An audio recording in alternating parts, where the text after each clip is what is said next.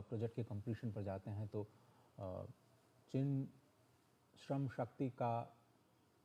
उसमें इस्तेमाल किया गया है, उनके साथ जो जुड़े हुए लोग हैं, उनके साथ मिलना वो कभी नहीं भूलते। और अलग अलग जगहों पर हमने देखा है कि प्रधानमंत्री लगातार उनका उत्साहवर्धन करने के लिए उनसे खुद बातचीत करते हैं और उनका धन्यवाद करते हैं, उनका सम्मान करते हैं। और ये भारत की श्रम शक्ति को दिया गया सम्मान भारत की ओर से, भारत के प्रधानमंत्री की ओर से हमेशा से उनकी ये एक अलग पहचान रही है नेतृत्व की, कि खुद वो जिस सपने को देखते हैं,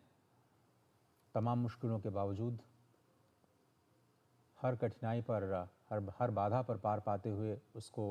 पूरा करना और उसके बाद उसमें जितने भी लोग शामिल हैं उन सभी को एक साथ लेकर के चलना और देश को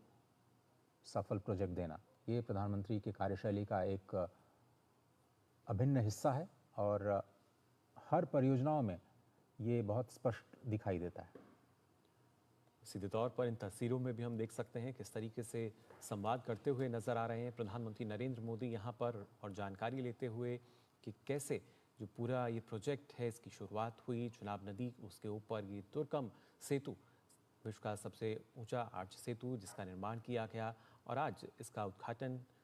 होने जा रहा है। लेकिन उससे पहले तमाम जो बारीकियां हैं उनकी जानकारी ली प्रधानमंत्री नरेंद्र मोदी ने, और व्यू पॉइंट पर भी जाकर हमने आपको तस्वीरें दिखाई, जिसके बाद यहाँ जो प्रदर्शनी है उसका अवलोकन किया। प्रधानमंत्री नरेंद्र मोदी ने सारी जानकारी जो है वो ली, और जैसा आज आप बता रहे थे कि जहाँ भी प्रधानमंत्री नरेंद्र मोदी जाते हैं, जिस तरीके से उनका ऑरा रहा है, जब हम कर्मयोगी श्रमयोगी की बात करते हैं तो लगातार उसी को और ज़्यादा सार्थक करते हुए, उसी को चरितार्थ करते हुए नज़र आते हैं प्रधानमंत्री नरेंद्र मोदी। और वहाँ कोई भी प्रोजेक्ट हो, उस एक बड़ा प्रोजेक्ट जहाँ पे लगातार जो मेहनत रही है, जो कर्मचारी हैं, वहाँ के जो श्रमिक हैं, उन सभी को सम्मान देते हुए नज़र आते हैं।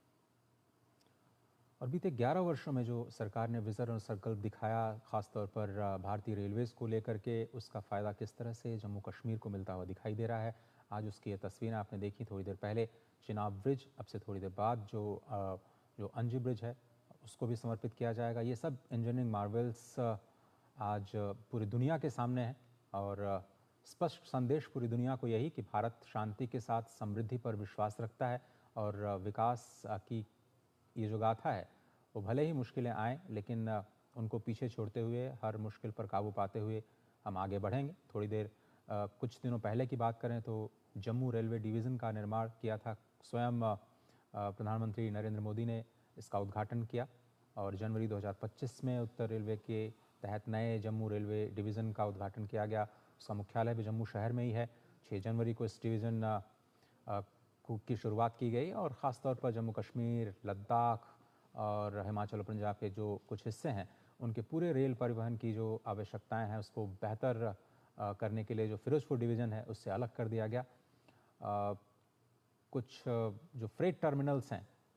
काफ़ी इंपॉर्टेंट फ्रेट टर्मिनल्स हैं इस पूरे डिवीज़न में, जिनको अब अलग से फोकस्ड तरीके से देखा जाएगा। और जनवरी 2025 में अगर आप देखें तो जम्मू डिवीज़न के 111 किलोमीटर जो लंबा बनिहाल कटरा खंड है उस पर जो सुरक्षा निरीक्षण है उसका काम पूरा किया गया और अब जम्मू कश्मीर घाटी के बीच जो ट्रेन संपर्क का मार्ग पूरी तरह से प्रशस्त हो चुका है। तस्वीरों में आप देख रहे हैं कि इस बड़ी परियोजना में जो भी मुश्किलें आई उसकी जानकारियां प्रधानमंत्री को दी गई और आज कर्मयोगियों के साथ भी मुलाकात करने का उनका कार्यक्रम रहा।